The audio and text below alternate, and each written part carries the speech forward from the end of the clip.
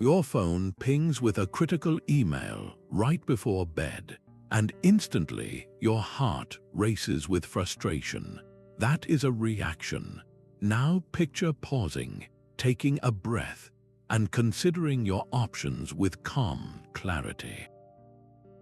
That is a response. The Roman Emperor Marcus Aurelius wrote, "You have power over your mind, not outside events. Realize this, and you will find strength." This is the essence of Stoic strategic thinking, a mental toolkit that transforms your automatic impulses into deliberate, powerful choices. In this video, you will learn how to systematically rewire your brain to respond instead of react, giving you back control over your emotional life and your decisions. We will explore core principles like the dichotomy of control, cognitive distancing, and virtue ethics. How do you usually feel in that split second between an event and your reply? The first step in Stoic strategic thinking is understanding this fundamental distinction. A reaction is an automatic, emotional surge, a wave that crashes over you before you even have a chance to think. It is driven by what the Stoics called unchecked impressions and passions, the raw, initial data that hits your senses. A response, however, is something you build. It is a considered action, a choice guided by reason and your deepest values. This shift from being a passenger on a runaway emotional train to becoming the calm, deliberate conductor is the very path to what the Stoics termed eudaimonia, a life of true flourishing and inner peace. The philosopher Epictetus captured this perfectly when he wrote, "People are not disturbed by things, but by the views which they take of them. The event itself is neutral." It is your judgment of that event, the story you tell yourself about it, that sparks the emotional fire. Think about that critical email arriving late at night. The reaction is that immediate flush of frustration, the tightening in your chest, the impulse to send back a defensive or sharp reply. You are being controlled by the impression. The Stoic response begins with a pause. You create a small space between the event and your action. In that space, you question the initial judgment. Is this email truly a personal criticism, or could it be a poorly worded request from a stressed colleague? You then choose a reply based on reason and your value of professional composure, perhaps drafting a calm acknowledgement to be reviewed in the morning. Can you recall a recent moment where you felt that impulsive surge, perhaps in a difficult conversation or a moment of tension? Now, picture inserting just a brief pause into that memory. What different choice, what more powerful and aligned response could have emerged from that moment of strategic calm? What if you could instantly reduce your stress by categorizing every challenge you face? This is the profound power of the Stoic dichotomy of control, the cornerstone of strategic thinking. The ancient teacher Epictetus opens his handbook with this very idea, writing, "Some things are within our power, while others are not." Within our power are opinion, motivation, desire, aversion, and, in a word, whatever is of our own doing. Everything else is not within our direct command. This simple but radical division is your mental filter for every situation. The traffic delay, the comment from a coworker, the outcome of a project you worked hard on, these are all externals. They belong in the column of things not within your control. Your feelings about the traffic, your internal story about the comment, your choice to use the delay to listen to an audiobook or plan your day, these are your voluntary choices and attitudes. They belong to you. The moment you stop resisting the reality of the traffic and instead focus on your response to it, you reclaim your power. You are no longer swept along by circumstance but an active participant in your own experience.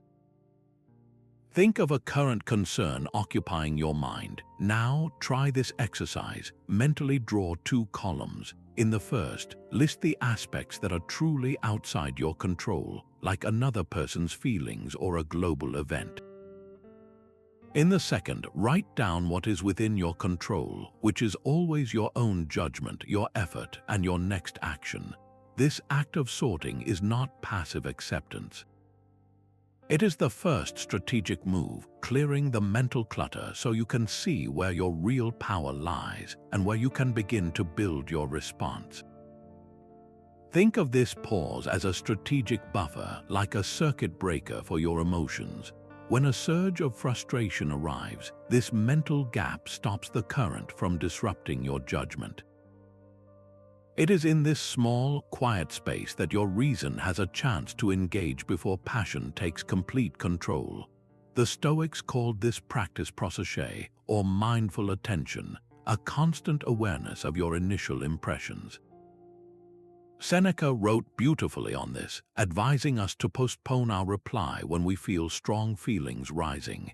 He suggested that the best remedy for heated emotion is delay, to give the initial intensity of the moment time to settle.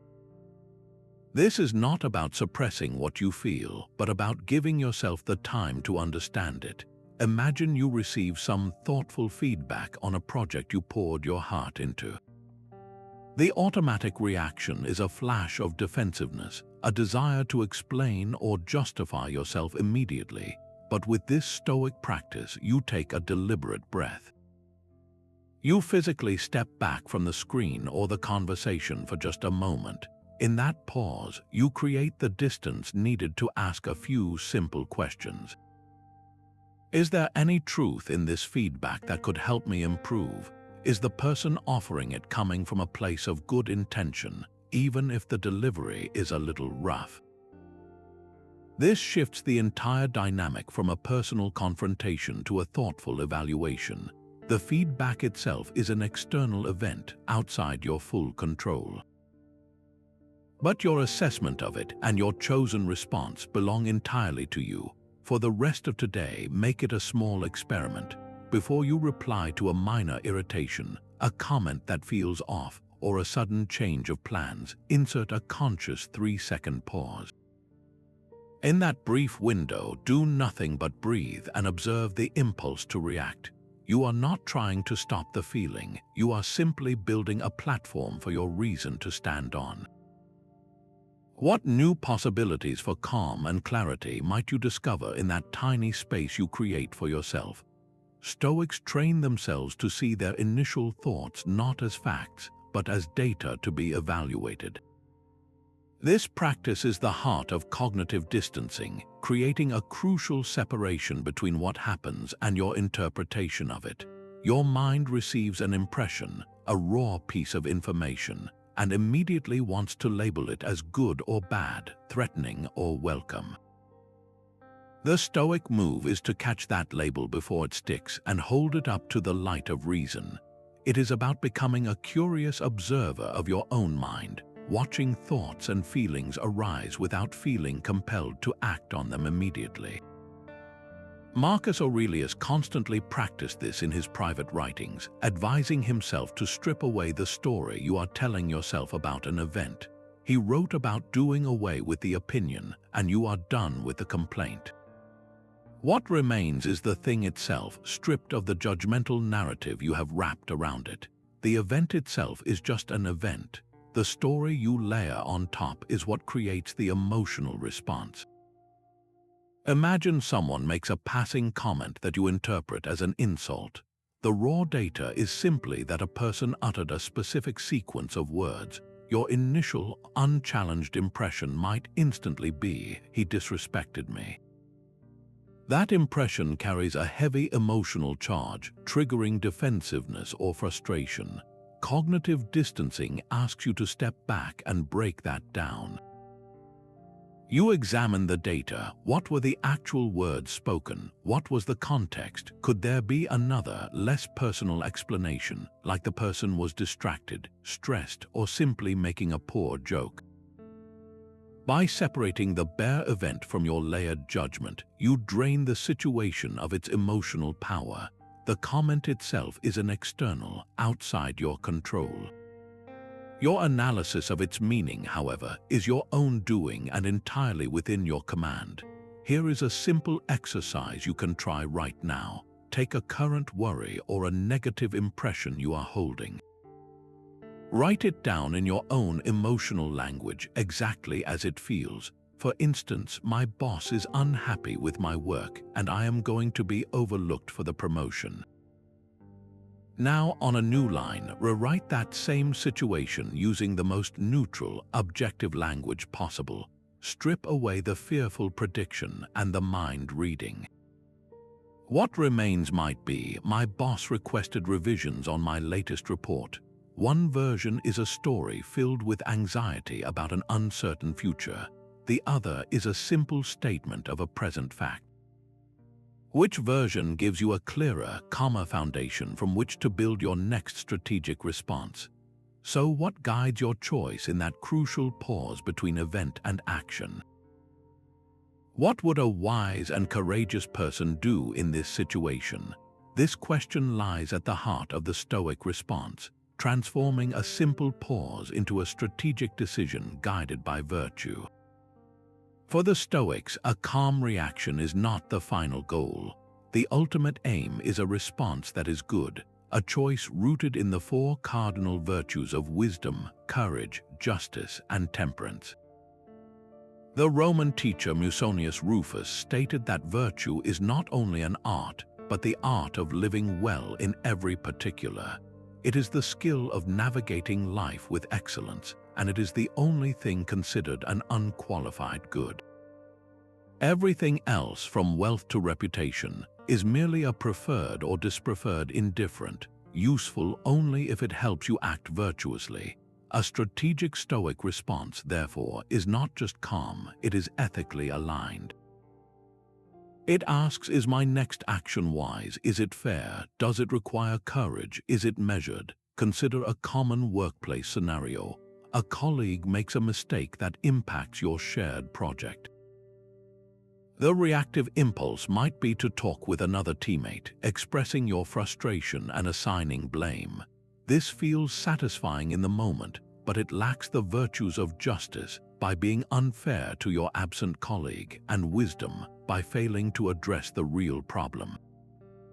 The Stoic response, anchored in virtue, looks entirely different. You pause and call upon wisdom to judge the situation correctly. Perhaps your colleague was overwhelmed or lacked a key piece of information. You then summon the courage to approach them directly and fairly, focusing on a solution rather than casting blame. Your action is just because you are giving them a chance to explain and correct the issue. It is temperate because you manage your impulse to react strongly. This virtuous response not only solves the problem more effectively, it builds trust and reinforces your own character. Your peace of mind becomes a byproduct of living in alignment with your deepest principles, not just from avoiding conflict. Think about your own interactions today. Which of the four virtues could you practice more intentionally? Is it the wisdom to see a difficult conversation as an opportunity for growth rather than a threat? Is it the courage to speak your truth with kindness, even when it feels easier to stay silent? Your next challenge is not something to merely endure, but a chance to actively sculpt a more resilient and virtuous version of yourself. Stoics strategically build resilience by willingly considering life's potential challenges. This ancient exercise, known as Premeditatio malorum, is the deliberate practice of thoughtful foresight. Far from being a pessimistic spiral, it is a form of mental strength training. You are not trying to summon fear, but to disarm it by facing possible difficulties in the safety of your own mind before they ever appear in daily life. Seneca, in his letters, thoughtfully advocated for this approach. He wrote that we should anticipate periods of less, not fear them, and reflect in our minds on times of change, health challenges, and other life transitions. This reflection, he believed, makes us more courageous when those events, which we have already considered in thought, actually arrive. The goal is to remove the element of shock and surprise, the very things that so often trigger our most reactive and unhelpful behaviors. When a situation you have already calmly contemplated comes to pass, it feels less like a sudden crisis and more like a scenario for which you already have a prepared approach. Think of a meaningful conversation you are anticipating, perhaps with a family member or a colleague. The reactive mind avoids the thought, letting anxiety build. The Stoic mind, however, engages in this thoughtful foresight. You sit quietly and visualize the conversation unfolding. You imagine the other person sharing the very perspective you find challenging. But instead of visualizing yourself reacting with frustration or defensiveness, you mentally rehearse your ideal response. You see yourself pausing, listening fully, and then replying with the wisdom to understand their viewpoint, the courage to speak your truth calmly, and the fairness to seek a balanced outcome. You are not predicting the future, you are conditioning your mind. You are building pathways for composure so that if the moment arrives, your thoughtful response feels more familiar, more accessible than a raw reaction. This practice transforms potential difficulty from a threat into a test of your character, an opportunity to practice the strength you hold dear. For the next 2 minutes, choose a common daily concern. It could be a work deadline you are thinking about or a delay you know you might face on your commute. Close your eyes and vividly imagine it happening. Then watch yourself in this mental movie not as a frantic participant, but as a calm, intentional actor. What single, manageable action would your most resilient self take in that moment? By visiting this future in your mind, you are not inviting trouble. You are building an inner sanctuary, a place of calm that life's unexpected moments cannot easily unsettle. The Stoic does not ask why me, but what now? This is the heart of amor fati, the love of one's fate, a mindset that takes the principles of acceptance and transforms them into a powerful strategic advantage. It is the ultimate expression of working with the dichotomy of control. You stop resisting the unchangeable facts of your situation and instead choose to embrace them, not with passive resignation, but with an active, creative spirit that seeks the hidden potential within every obstacle. The philosopher Friedrich Nietzsche, whose ideas were deeply inspired by the Stoics, captured this perfectly when he wrote, "My formula for greatness in a human being is amor fati, that one wants nothing to be different, not forward, not backward, not in all eternity. Not merely bear what is necessary, but love it. This is the shift from enduring your life to authoring it with the very materials, even the difficult ones, that you have been given." Marcus Aurelius offered a similar reflection, advising himself to accept everything which happens, even if it seems disagreeable, because it leads to the health of the universe. A missed promotion, a difficult rejection, an unexpected change of plans, these are not random punishments. Through the lens of amor fati, they become data points and directional signals. That missed opportunity is no longer a verdict on your worth. It becomes a catalyst. Perhaps it reveals a need to develop a new skill you had overlooked, or it opens a door to a different career path you had never considered, one that aligns more deeply with your true strengths. The obstacle itself becomes the fuel for a different kind of growth, one you might have otherwise missed. Think of a recent challenge in your own life, something that felt like a definite setback. Now challenge yourself to list 3 potential benefits or lessons it contained. Perhaps it taught you patience, revealed who your true supporters are, or forced you to develop a skill you had been neglecting. By intentionally seeking the value hidden within the difficulty, you are not pretending it was easy. You are performing a profound act of strategic thinking, turning life's inevitable resistance into the very momentum that propels you forward. Your current problem, held at arm's length, begins to look very different. The Stoics developed a powerful mental exercise for this exact shift. known as the view from above. It is a deliberate meditation where you zoom out from your immediate situation, expanding your perspective to see your life as one tiny part of a vast, unfolding cosmos. The goal is not to dismiss your feelings, but to place them in a context so grand that their overwhelming weight naturally lightens. Marcus Aurelius constantly returned to this practice in his private thoughts, writing reminders to himself about the fleeting nature of all things. He would reflect on entire cities that have turned to dust, on the countless generations that have come and gone before him, and on the sheer scale of the stars. He noted how the entire earth is but a point in the universe, and your own dwelling place but a tiny corner of it. In this immense frame, how large can any single problem truly be?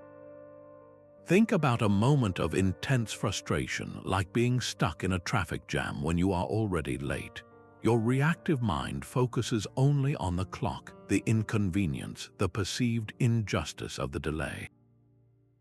The emotional charge is intense and all-consuming. Now, apply the view from above. Mentally rise up from your car. See yourself as a single vehicle on a ribbon of road, in one neighborhood, in one city, on one planet spinning in a solar system among billions of stars in a galaxy that is itself one of countless others.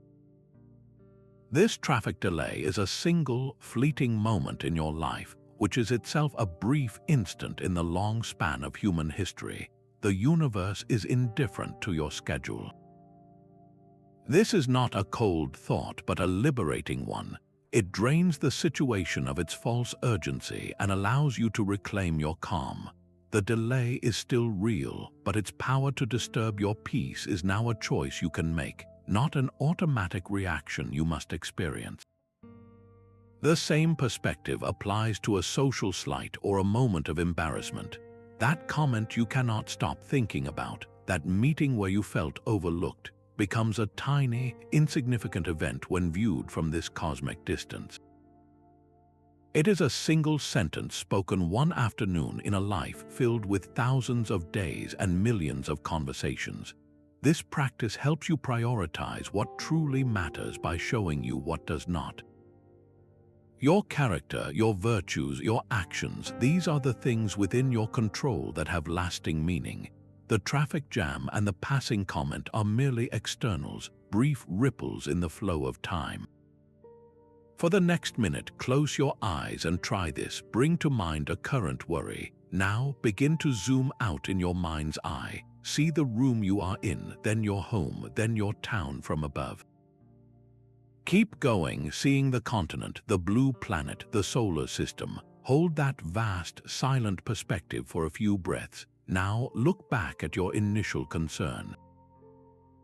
Notice without judgment if its perceived size or intensity has changed. What new space for a calm response has this wider view just created for you? Your journal is a strategic command center for your mind. This nightly practice is where you transform daily experience into lasting wisdom, moving from passive observation to active command of your own growth. The Stoics did not see journaling as merely recording events, but as a deliberate debrief, a time to audit your day with calm objectivity and reinforce your philosophical training. Both Seneca and Marcus Aurelius were devoted to this habit. In fact, their most enduring works, like the Private Thoughts of Marcus Aurelius, are essentially refined journals, showing a person in constant dialogue with themselves, assessing progress and holding themselves accountable. The structure is disarmingly simple, yet profoundly effective. Each night you can ask yourself 3 core questions. First, what did I do well today in terms of my character? This is not about external achievements, but about moments you exercised wisdom, courage, justice, or temperance. Perhaps you paused before sending a frustrated email, or you listened patiently when you felt the urge to interrupt. Acknowledging these small victories strengthens the neural pathways of your better self. The second question is, what could I have improved? Approach this with the gentle curiosity of a scientist analyzing data, not the harsh judgment of a critic. Where did a reaction slip past your pores? Maybe you noticed a flash of envy or a moment of unnecessary anxiety.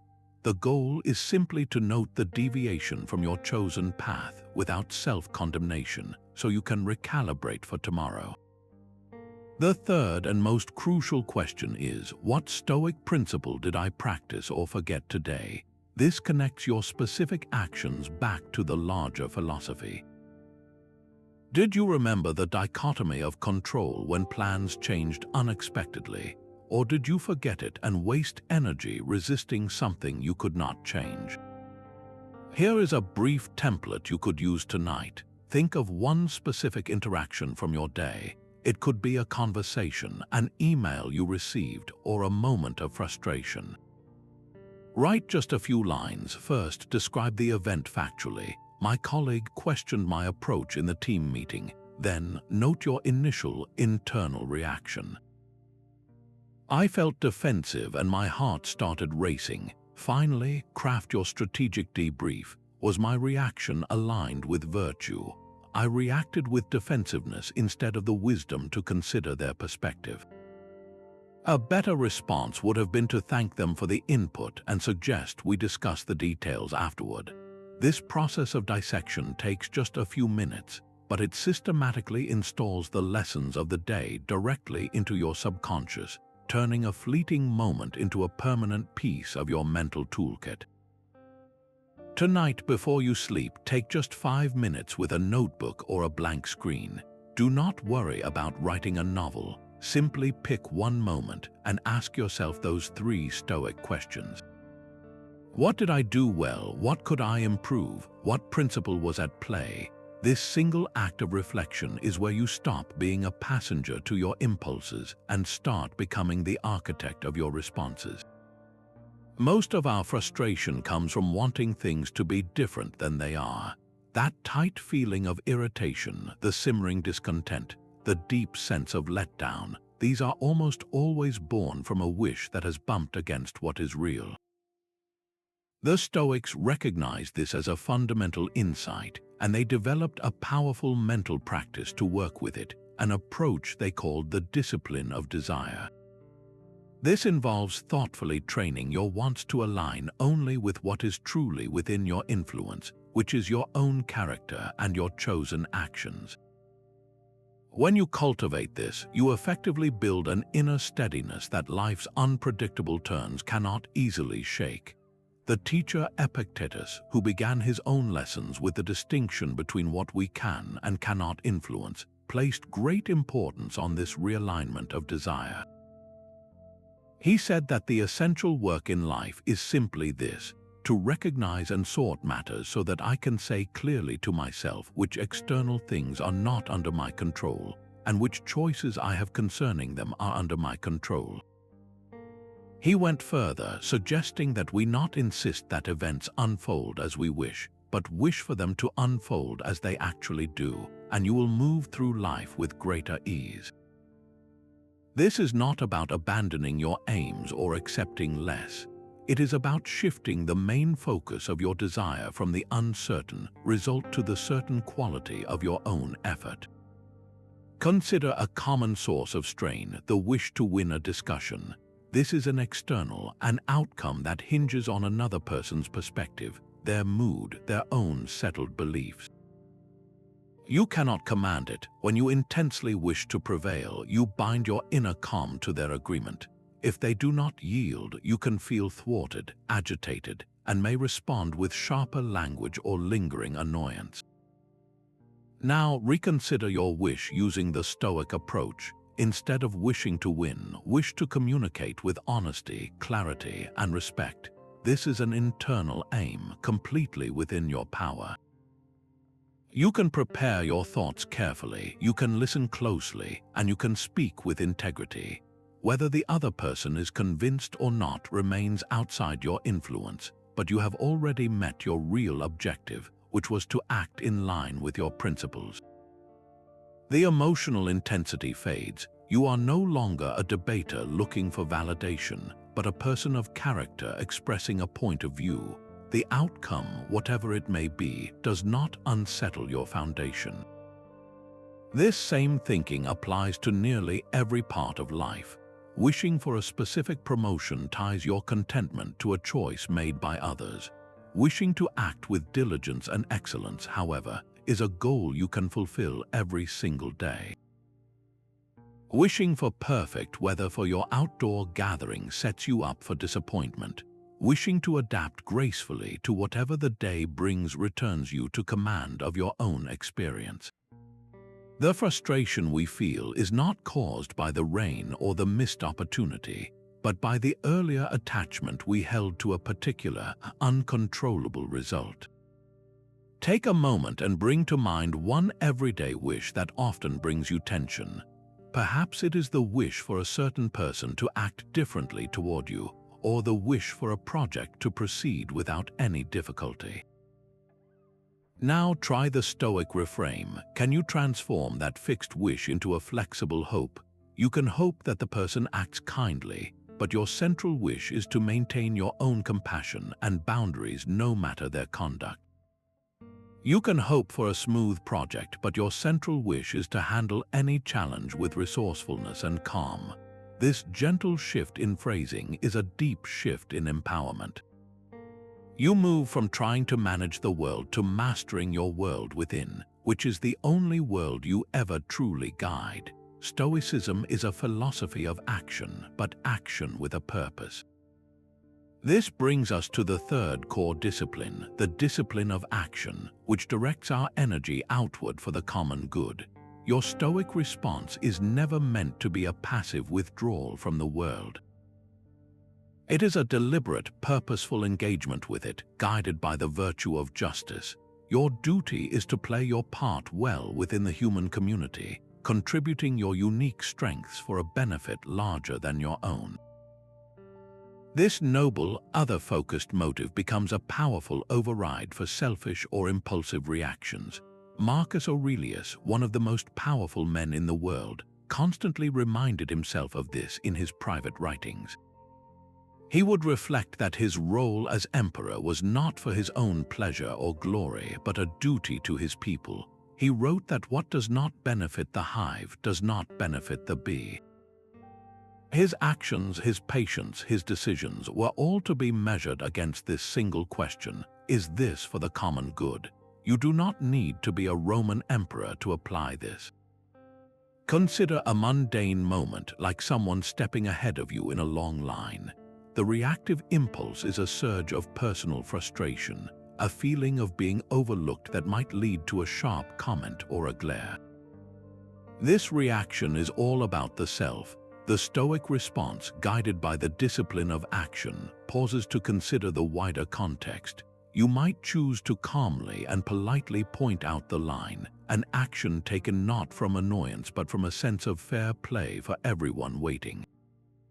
Alternatively, you might look at the person and see someone who is flustered, rushed, or perhaps unaware, and you consciously decide to let it go for the sake of maintaining the communal peace and your own composure. Both choices are active, not passive. One asserts justice, the other exercises temperance for the sake of social harmony. In both cases, your action is chosen for a purpose beyond your immediate irritation. This principle transforms how you approach your daily responsibilities. That routine team meeting is no longer just an item on your calendar. It is your small council chamber where you have a duty to listen carefully and contribute thoughtfully for the good of the team. A family member's request for help becomes not an interruption to your quiet evening, but a central part of your role within your family unit, an opportunity to act with loyalty and care. Your work, whatever it may be, becomes a form of service, a way you participate in and strengthen the human community.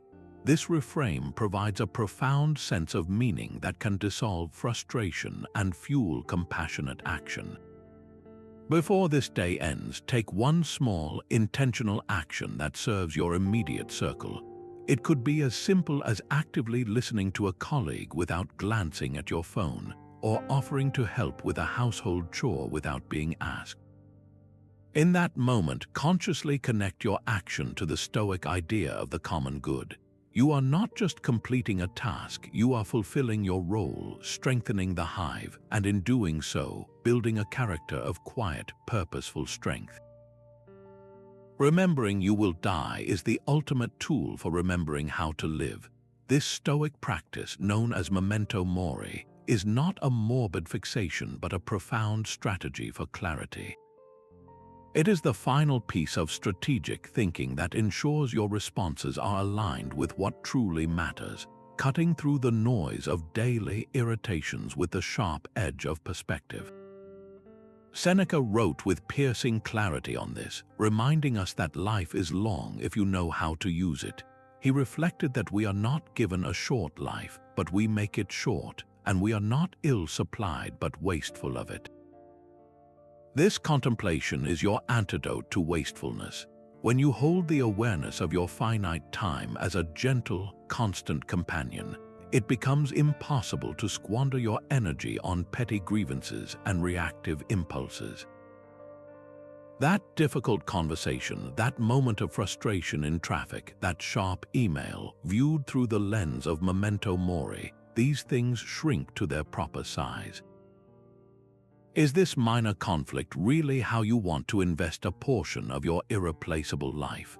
The practice strips away the illusion of endless time and forces a beautiful, urgent prioritization of your character and your actions.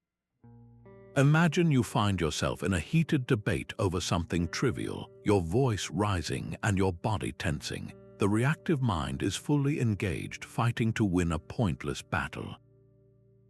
Now introduce the memento mori pause. In that space, you silently ask, if today were my last, is this the hill I would choose to end my journey on? The answer is almost always a swift and calming no. This awareness does not make you withdraw from life. It makes you engage with it more fully and intentionally, choosing only the battles worthy of your limited time and spirit. Your focus shifts from winning the argument to preserving the relationship, from being right to being kind, from reacting with pettiness to responding with grace. For the rest of today, carry one simple question with you. If I knew this was my final day, what one thing would I do differently? Perhaps you would let go of a lingering resentment, make that phone call you have been putting off, or simply sit quietly with someone you love, fully present. You do not need to live every day as if it were your last in a literal sense, but by borrowing just a fraction of that clarity, you can infuse your ordinary hours with extraordinary purpose and peace. Anger is a temporary madness, and the Stoics had a precise strategy to disarm it. Seneca devoted an entire work to this single emotion, calling it the most intense and overwhelming of all the passions. He observed that other feelings have a certain quiet and steadiness, but anger is all excitement and impulse.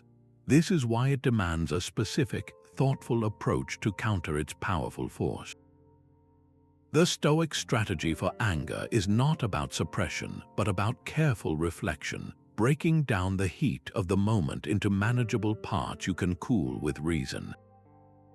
It begins, as always, with that vital pause. But here, the pause is your first line of defense against a spreading fire.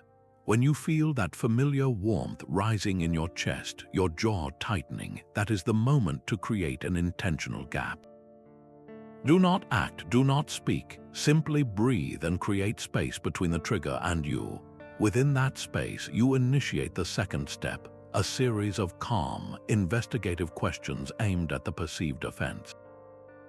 The first question is, was this action truly intentional, or could it be a mistake or an oversight? So often, we assign harmful intent where none exists. The driver who changed lanes quickly might be distracted by a personal concern, not targeting you personally. The second question is, does this actually affect my core character or my virtue? Your true self is not damaged by another person's rudeness or poor judgment. Only your opinion of the event, your agreement with the impression of being wronged, creates the distress. Seneca advises us to ask, is this person worth getting upset over?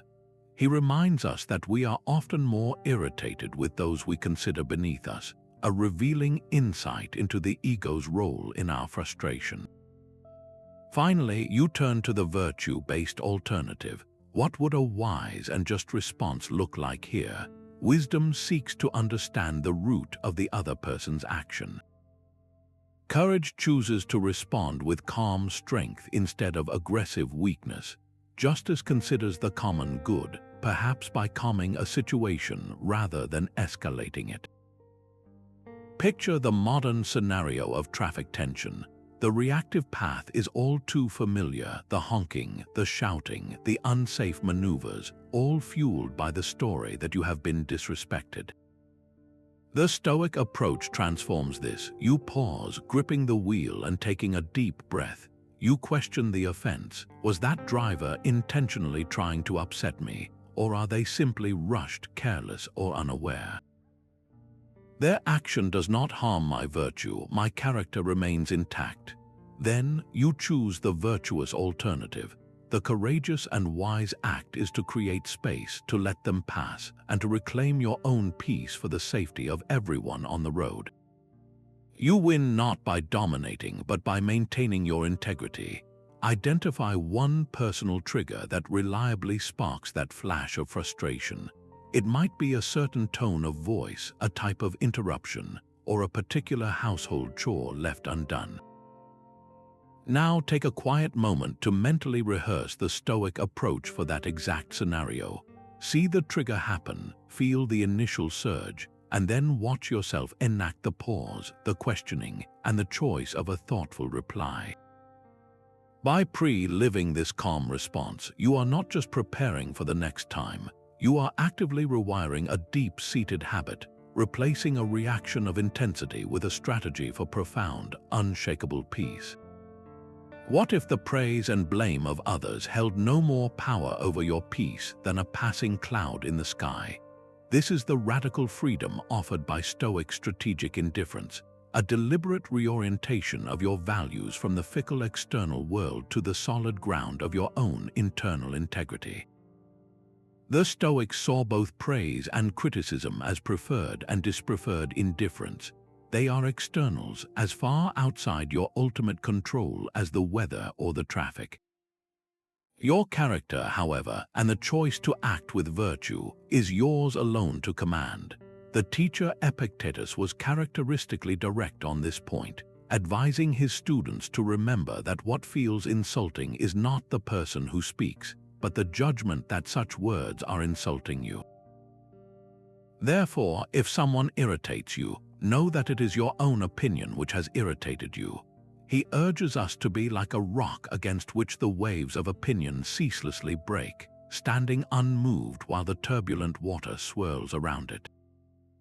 Your goal is not to become cold or unfeeling, but to become unshakable, to derive your sense of worth from your own moral compass, not from the applause or hisses of the crowd. Consider the modern arena of social media. The reactive mind is hooked on the dopamine hit of likes and shares.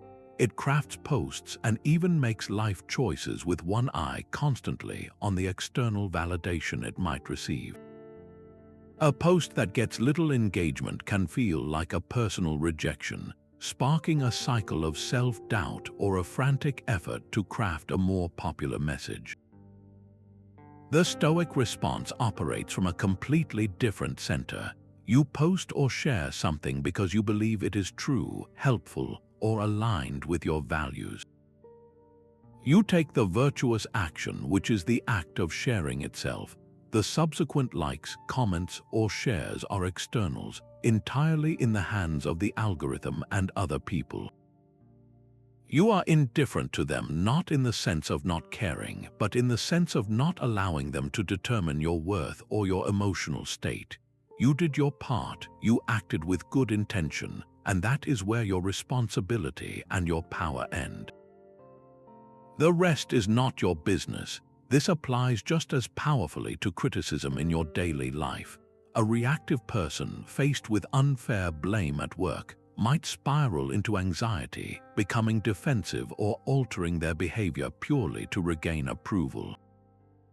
The Stoic, grounded in strategic indifference, pauses and turns inward. They ask, did I act with wisdom, courage, justice, and temperance in this situation? If the honest answer is yes, then the criticism is merely an external sound, a piece of information to be noted but not a verdict to be internalized. Your own judgment of your action, provided it is rooted in virtue, is the only one that truly holds weight. Think back to a recent moment where a critical comment, online or in person, landed with a sting. For a moment, sit with that memory. Now, take out a piece of paper or open a note on your phone and write down your answer to this single question. Why is my own reasoned judgment of my action, based on my core values, more valid and more important for my peace of mind than the fleeting opinion of another? This simple act of writing begins to transfer the source of your confidence from the unpredictable outside world back to the one place it can never be taken from you, your own inner citadel of character. Fighting reality is a battle you will always lose. The present moment is the only raw material you are ever given to work with, and resisting its fundamental nature is like trying to push back the ocean with your bare hands. Stoicism introduces a powerful, counterintuitive concept here, the art of acquiescence. This is not a surrender of your agency, but a conscious, clear-eyed acceptance of what is true right now, creating the only stable ground from which a strategic response can be built. The Roman Emperor Marcus Aurelius, leading armies and governing through a period of great difficulty, constantly practiced this in his private thoughts. He wrote, "Accept whatever comes to you woven in the pattern of your destiny, for what could more aptly fit your needs." He was not passively enduring his circumstances. He was actively embracing the entire situation, the challenges and the duties, as the necessary conditions for his own growth. This is the profound difference between giving up and gearing up with what you actually have. Imagine your carefully planned weekend getaway is suddenly cancelled by a storm. The reactive mind fights this reality. It cycles through frustration, complains about the unfairness, and mentally rails against the weather, wasting precious energy on a fact that cannot be changed. This resistance creates a cloud of negativity that obscures any potential path forward. The Stoic practice of acquiescence begins by simply saying yes. Yes, the trip is cancelled. Yes, the storm is here. This is the current reality. This verbal or mental acknowledgement is not an expression of defeat. It is the first step of strategic engagement. By fully accepting that the plan has changed, you free up all the mental energy previously devoted to resistance.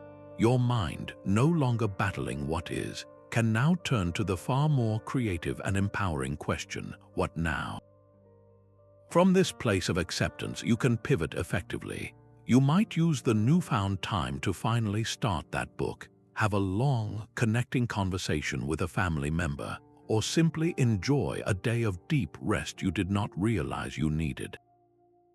The cancelled trip becomes not a setback but a redirection. For the rest of today, find one small, unavoidable inconvenience. It could be a sudden rain shower, a long line at the store, or an unexpected delay.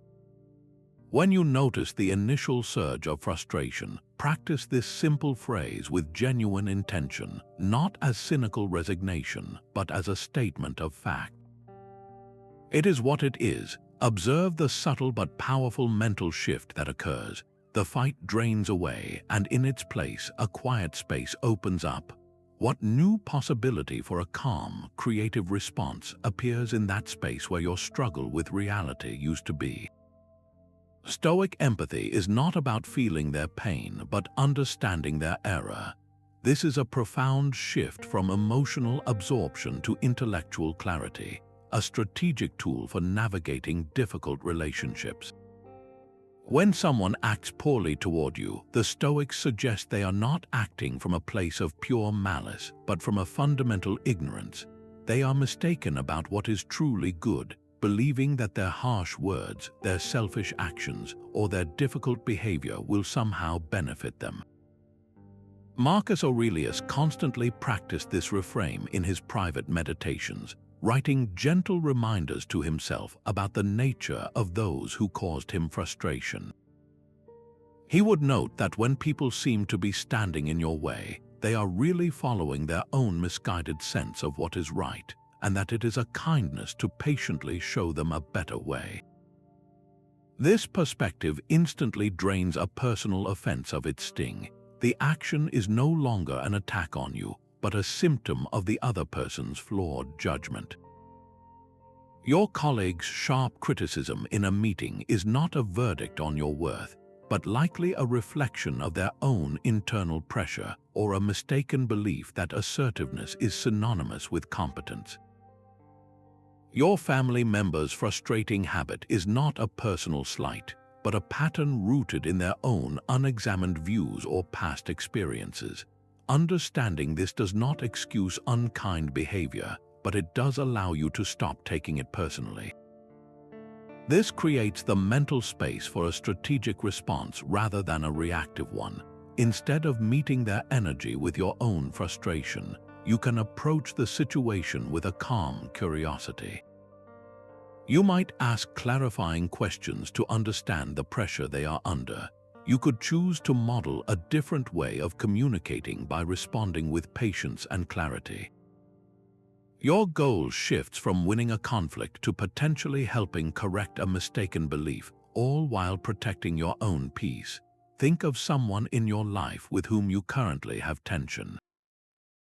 For just a moment, set aside your own grievance and try to identify one mistaken belief that might be driving their behavior. Perhaps they believe that being heard requires speaking the loudest, or that protecting themselves means keeping others at a distance. When you see their action as an error in judgment rather than a targeted attack, what new possibility for a calm and compassionate response opens up for you? The Stoics had a simple phrase that protected them from disappointment without reducing their effort. They called it the reserve clause, a quiet mental addition to any plan that acknowledged the role of forces beyond their command. It was their way of saying, "I will do my best, fate permitting." This is the essence of detached engagement, where you pour your entire spirit into the process while holding the specific result with an open hand. The teacher Epictetus taught his students to undertake every action while adding this inner reservation. He advised them to start with the desire, but at the same time to prepare in yourself the reservation that you will not obtain it. This is not a recipe for half-hearted effort, but for wholehearted effort coupled with profound inner freedom. You are not trying to control the ocean, but to sail with skill and grace, regardless of the winds you encounter. Think of preparing for a crucial job interview. The reactive approach ties your entire sense of self-worth and future happiness to a single outcome, the offer. You research the company, you practice your answers, but all of it is fueled by a desperate need for that one specific result. This creates immense pressure, which can cloud your performance, and if the answer is no, it feels like a personal failure. The Stoic approach, guided by the reserve clause, transforms this dynamic. You still do your absolute best in your preparation. You research thoroughly, you refine your talking points, you choose your attire with care. This is your arena of control, your effort and your intention. But as you walk into the interview, you carry the quiet reserve clause with you, fate permitting. You acknowledge that the final decision rests with the interviewers, their internal needs, and a pool of other candidates, all factors outside your direct influence. This mental shift liberates you. You can now be fully present, authentic, and engaged in the conversation because you are not clinging to a single, fragile outcome. You have already done your part with excellence. The result, whether a yes or a no, is simply the next piece of information to be met with the same strategic calm. Your peace was never in the job offer, it was in the integrity of your own attempt. Bring to mind one goal you are actively pursuing right now, something that holds a significant emotional charge for you. Now silently add those two words to your intention, fate permitting. Feel how that simple phrase creates a small but crucial space between your dedicated effort and your attachment to the result. It does not diminish your drive, it purifies it, allowing you to strive with courage while resting in the unshakable peace that comes from knowing you commanded the one thing you truly can, your best and most virtuous effort. Think of your character as a fortress you are building, brick by brick, through daily practice. This inner citadel does not appear overnight. It is the long-term result of countless small, deliberate choices, each one layering resilience and wisdom into your very being. Stoic strategic thinking is this lifelong project of construction, where every moment you choose a response over a reaction is another stone firmly set in place. The Roman philosopher Seneca wrote extensively about this daily labor in his letters, comparing the care of the soul to the tending of a fertile field. He noted that the mind should be exercised both day and night, for it is a thing of cultivation that responds to attentive effort. This is not about a single moment of heroic willpower, but the quiet, persistent dedication to shaping a self that can meet any circumstance with unshakable composure. Each time you pause before speaking in frustration, you reinforce the walls. Every instance you apply the dichotomy of control to a worry, you deepen the foundation. With every choice guided by virtue instead of impulse, you raise the towers a little higher. Over months and years, what begins as a conscious effort transforms into a natural state of being. Your strategic responses become more automatic, not because you have stopped thinking, but because you have trained your mind to default to reason and principle. Consider two individuals facing the same professional setback. One who has not engaged in this inner work is thrown into a cycle of anxiety and blame. Their reactions are volatile, their peace is fragile, and their effectiveness is compromised by emotional turbulence. The other, who has consistently practiced these principles, meets the same setback with a different posture. They feel the initial sting, of course, but their inner citadel holds. They pause, assess what is within their control, and channel their energy into a constructive, forward-looking plan. Their peace is not disturbed because it is built on the solid ground of their character, not the shifting sands of external events. This is the profound difference between a life of reactivity and a life of empowered response. What single, small action could you commit to each day to strengthen your own inner fortress? It might be a 5-minute evening journaling session to review your choices, or a mindful breath before you open your email each morning. This consistent, daily deposit into your character builds compound interest over a lifetime, creating a peace that the world cannot easily unsettle. Your inbox and notifications can easily pull you into reactive patterns. Here is the Stoic ETA protocol, a 3-step filter for every digital interaction you face. The first step is to examine the initial impression. A message arrives, and that immediate surge of feeling is your data point. Notice the tightness in your chest from a brief email, the flash of envy from a social media update, the unease from a vague text. Your job in this moment is not to act on that feeling, but to simply observe it, to name it without judgment. You are creating the crucial pause, the space between the trigger and your reply. This is where you apply the core Stoic practice of examining your impressions, holding them up to the light before you accept them as truth. The second step is to think, applying your strategic tools. Ask yourself, what here is within my control and what is not? the sender's tone, their opinion, the number of likes on a post, these are all externals firmly outside your command. Your judgment of the message, your internal story about it, and your chosen response are your domain. Then, guide your thinking with the virtues. What would a wise and fair reply look like? Does this situation call for the courage to address an issue directly, or the temperance to let a minor issue pass for the sake of digital peace? The final step is to act or consciously choose not to. An action guided by this process is a response, not a reaction. It is a deliberate choice you can stand behind regardless of the outcome. The ancient Stoics did not have email, but their wisdom is perfectly suited for it.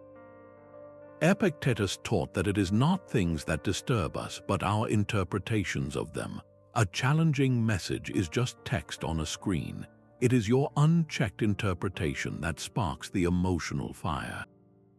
Picture a critical work email landing in your inbox. Your initial reactive impression is one of personal challenge, sparking defensiveness. The ETA protocol changes everything. You examine that impression, acknowledging the feeling without being ruled by it. You then think. You recognize the sender's mood is an external you cannot control. You apply wisdom, considering if there is any valid feedback hidden in the poor delivery. You choose justice, deciding a direct, calm clarification is fairer than a passive reply.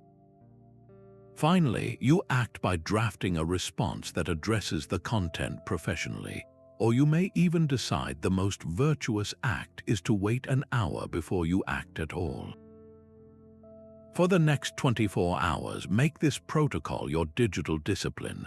Before you reply to any message that stirs a strong feeling, pause and move through the 3 steps: examine, think, act. What changes when you stop being a passenger to every digital ping and start becoming the pilot of your own online presence? Your ability to respond strategically starts with your physical vessel. The Stoics understood that the mind does not operate in a vacuum. It is deeply intertwined with the body's condition and habits. Musonius Rufus, a teacher who placed great emphasis on practical living, argued that just as we train for a craft or a skill, we must also train the body. He taught that practicing modest physical challenges is necessary for developing the resilience the mind requires for its own tests. This is not about extreme hardship, but about voluntary discipline, a conscious choice to build a will that is steady through small trials. When you choose a cooler shower or a simpler meal or to walk when you could drive, you are not just saving time or resources. You are engaging in a small but powerful conversation with your own ease. You are telling your immediate impulses that they do not set the agenda, that your reason is in command. This daily practice in steadiness directly translates to emotional strength. The person who has practiced facing a little chill without complaint is far better equipped to face the cold words of criticism without a reactive outburst. The minor unease you choose voluntarily becomes a preparation for the larger, unexpected challenges life will inevitably bring your way. Think of it as building a layer of strength on your will. Each small act of foregoing an ease strengthens the inner resolve you can call upon when a true test arises. This week, choose one small physical comfort you can voluntarily set aside. It could be taking the stairs instead of the elevator, or drinking water instead of a sweetened drink, or even just sitting with attentive posture for an hour. In that small moment of choice, you are not just building a habit, you are shaping the very tool of your strategic mind, a will that chooses its responses with calm authority, no matter the circumstances. Stoic mindfulness is doing what you are doing while you are doing it. This simple directive is the heart of the ancient practice of prosoch, a moment-to-moment awareness that anchors you firmly in your current activity and nothing else. It is the art of single-tasking your attention, a powerful shield against the 2 great thieves of your peace, the anxious pull of what might happen tomorrow, and the heavy drag of what went wrong yesterday. Marcus Aurelius constantly reminded himself of this necessity in his private writings, urging his own mind to restrict itself to the present. He wrote that we should do each action as if it were the last of our life, with unwavering attention and without distraction. This is not about dramatic intensity, but about a profound and quiet focus that leaves no room for the mental noise that fuels our reactions. When your mind is fully occupied with the task before you, it cannot simultaneously spin stories of future uncertainty or replay past difficulties. The emotional charge that drives impulsive behavior simply has nowhere to land. Consider the routine act of washing dishes. The reactive mind treats this as a boring chore to be endured, a time for the mind to wander into worries about a work deadline or a lingering frustration from an earlier conversation. This mental wandering builds a background hum of stress, priming you for a sharp reply or a sigh of irritation. The Stoic mind, practicing mindfulness, brings its entire attention to the dishes. It feels the warmth of the water on your skin, notices the texture of the soap bubbles, and focuses on the simple, rhythmic motion of cleaning. The task itself becomes a meditation, a training ground for a mind that chooses where to place its focus. In this state, you are not a person burdened by problems. You are a person washing a cup fully and completely. The external world and its demands have not vanished, but your relationship to them has fundamentally shifted. You are responding to the reality of the present moment, not reacting to the echoes of the past or the possibilities of the future. For the rest of today, choose one ordinary activity you normally do on autopilot. It could be drinking your morning coffee, walking to your car, or even typing an email. Your challenge is to perform this one action with your full and undivided Stoic attention. Notice the weight of the mug in your hand, the aroma of the coffee, the feeling of your feet connecting with the ground. When your mind inevitably tries to drift to another time, gently guide it back to the sensation of the present. In this small act of focus, you are not just completing a task, you are building the mental muscle of presence, the very foundation from which all your most powerful and peaceful responses will grow. The obstacle is not in the way, the obstacle is the way. This simple but radical shift in perspective is the heart of the Stoic why, the search for meaning that transforms every challenge from a problem into a path. For the Stoics, a difficulty is not an interruption to a good life, it is the essential material for building one. It is the very thing that calls your virtues out of theory and into practice, giving you a chance to become who you claim to be. Marcus Aurelius constantly returned to this idea in his private meditations, writing that the impediment to action advances action, and what stands in the way becomes the way.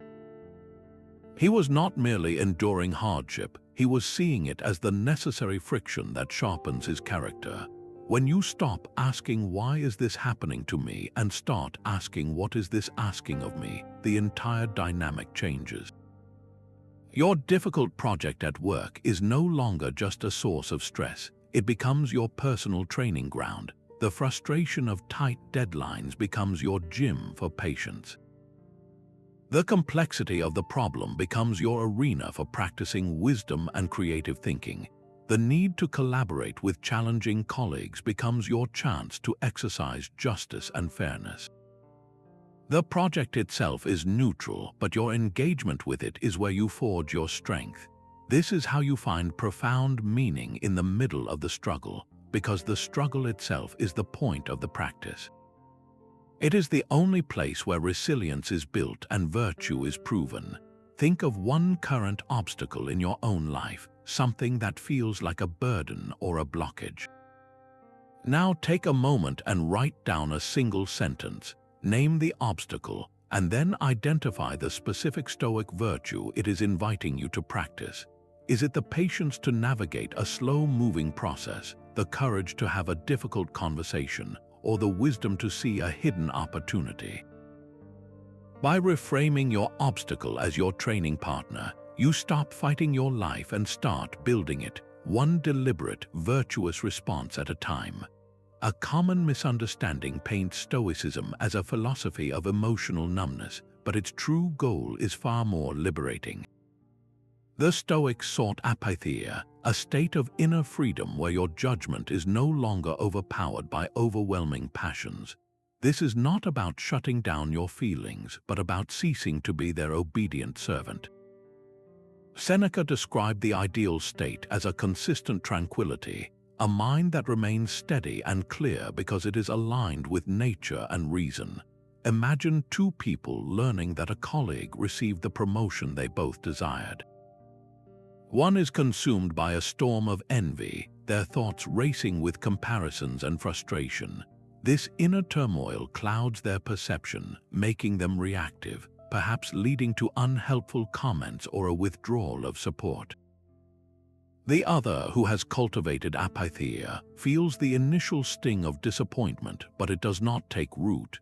They observe the feeling of envy as it arises, acknowledge its presence, and then let it pass without allowing it to dictate their actions. Their mind remains clear, allowing them to offer genuine congratulations and thoughtfully assess their own path forward with calm clarity. This tranquility is not a void of feeling, but a foundation of profound strength from which all your most considered responses can emerge. For the rest of today, choose one strong, challenging emotion as it surfaces, whether it is frustration, anxiety, or resentment.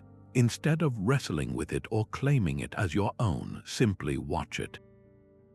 See it as a cloud moving through the vast sky of your mind. You are not the cloud, you are the sky, the silent, spacious awareness that holds the passing weather without being harmed by it.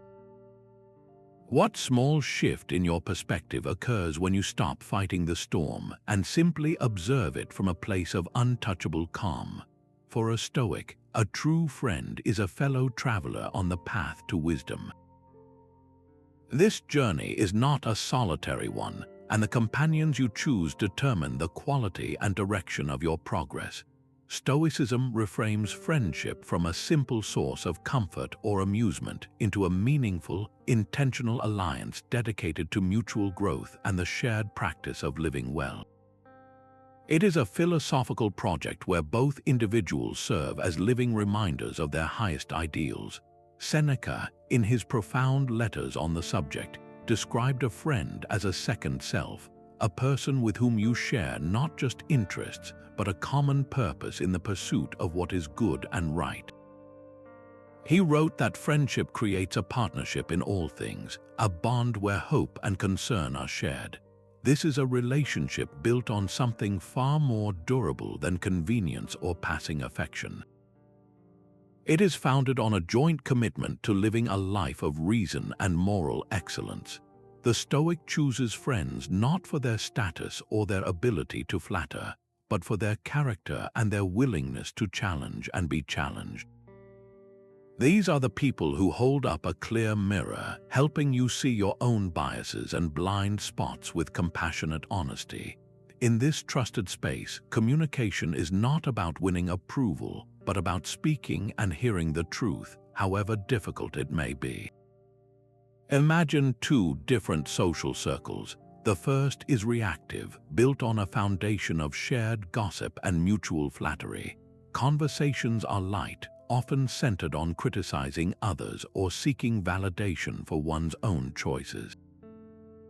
There is a superficial harmony, but it is fragile, easily unsettled by any hint of disagreement or thoughtful feedback.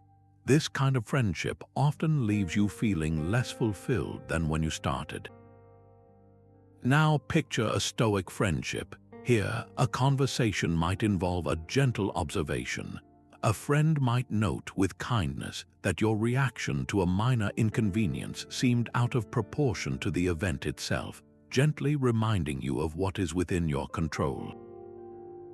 Or you might share a personal dilemma, and instead of offering easy reassurance, your friend asks thoughtful questions that help you find the most constructive path forward yourself.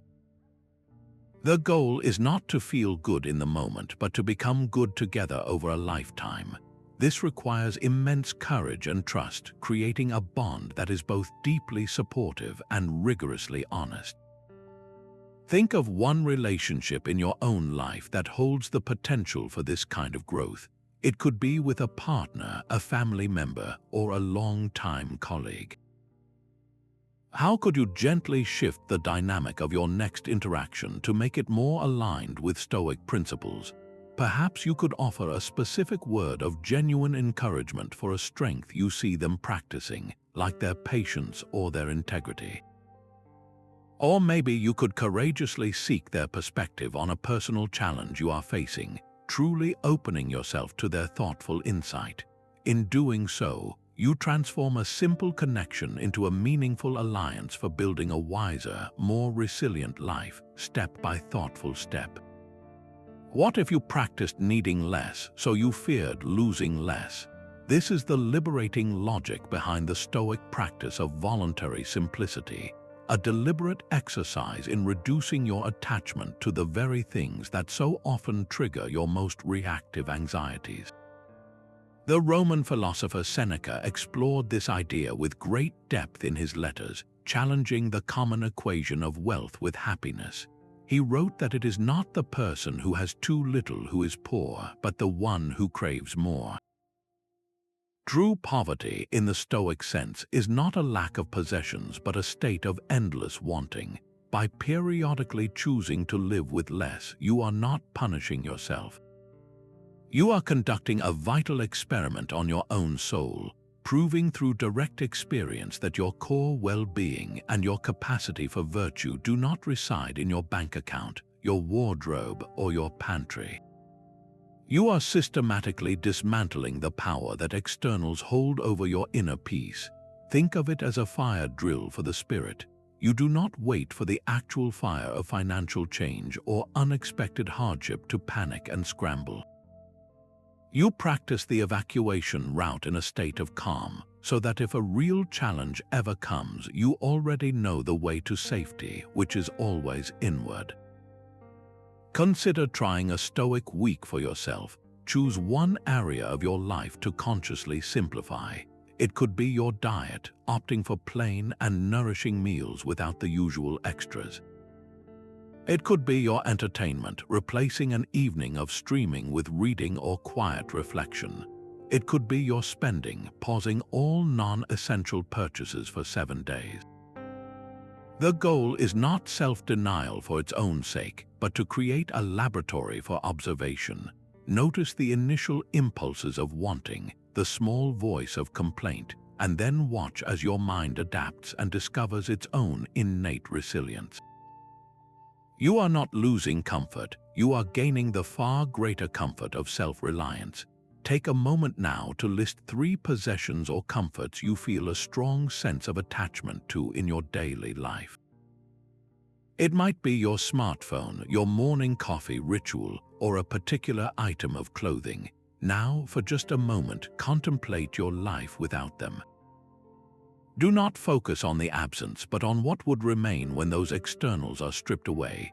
Your ability to reason, your capacity for kindness, your sense of humor, your core character. These are the possessions that no circumstance can take from you.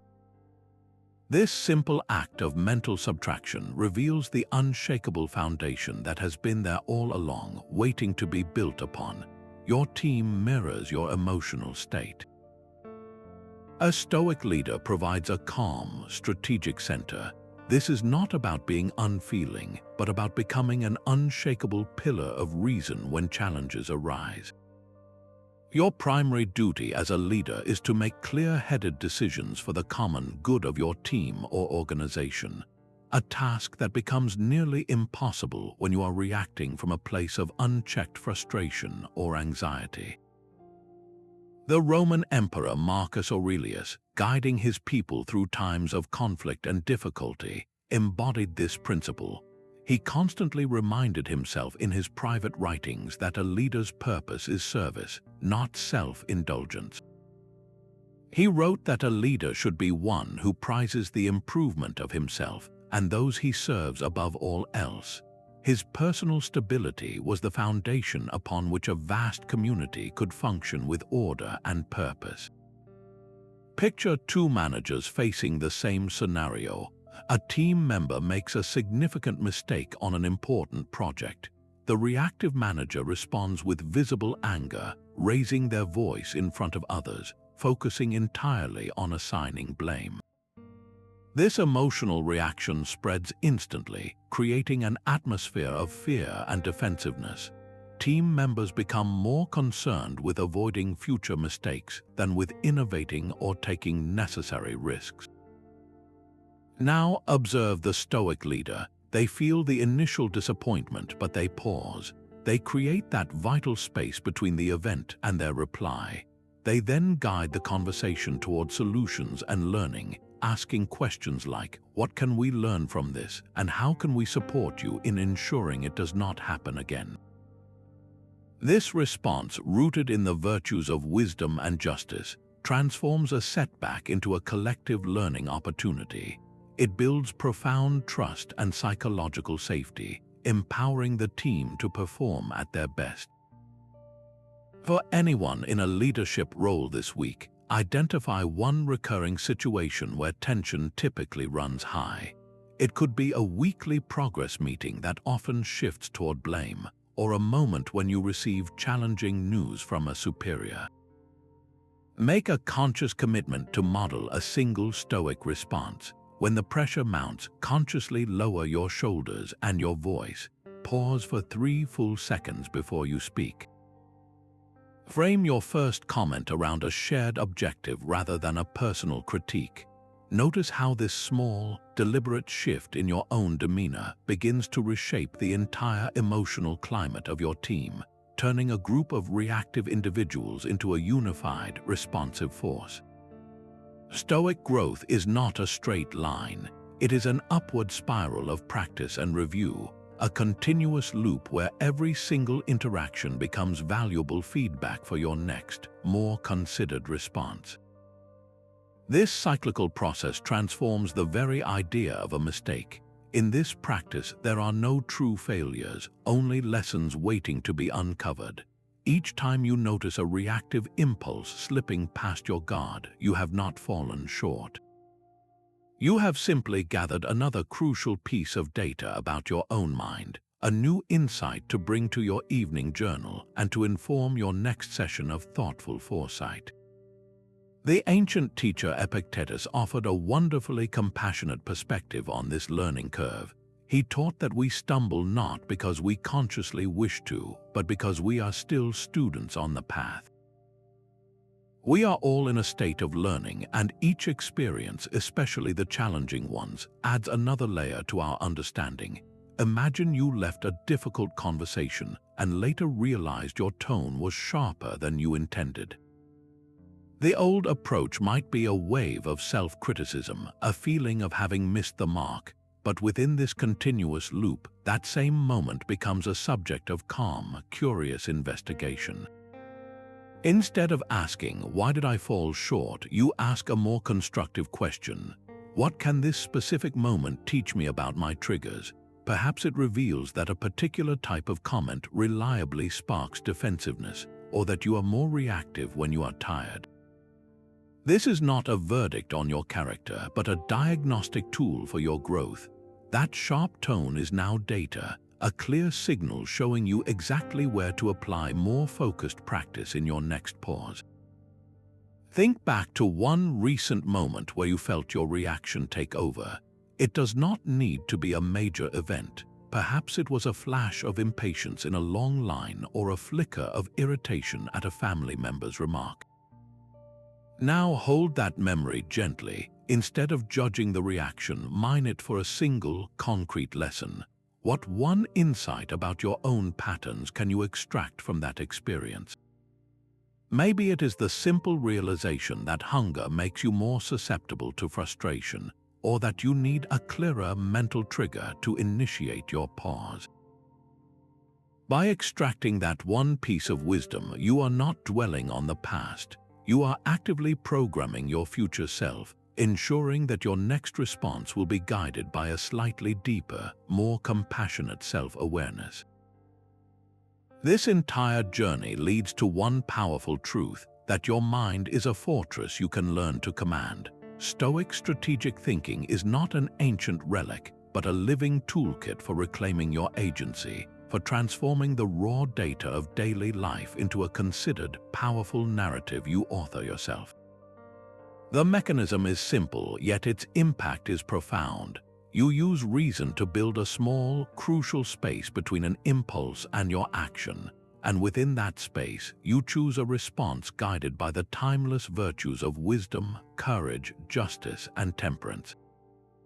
You move from being a spectator swept along by emotional currents to becoming the calm, deliberate captain of your own ship. The teacher Epictetus offers a final, unifying thought on the freedom this practice brings. He said, "Work, therefore, to be able to say to every harsh appearance, you are but an appearance, and not absolutely the thing you appear to be. When you master this, you discover that your peace was never held hostage by outside events, but was always waiting within your own capacity for choice." Remember, this is not about a single, monumental transformation. It is the quiet, cumulative power of daily practice. It is the choice to pause before a sharp reply, to mentally sort a concern using the dichotomy of control, to ask what a person of character would do in a moment of tension. Each small, strategic choice is another brick laid in the foundation of your unshakable inner citadel. Your path forward begins with a single step. This week, choose just one principle from our time together and commit to practicing it in your daily interactions. It could be the 3-second pause, the evening journal review, or simply asking the question, what is within my control here? We learn best not in isolation, but in community. Share your experiences and discoveries in the comments below. Your story of a small victory or a moment of newfound clarity could be the very insight that helps another traveler find their way.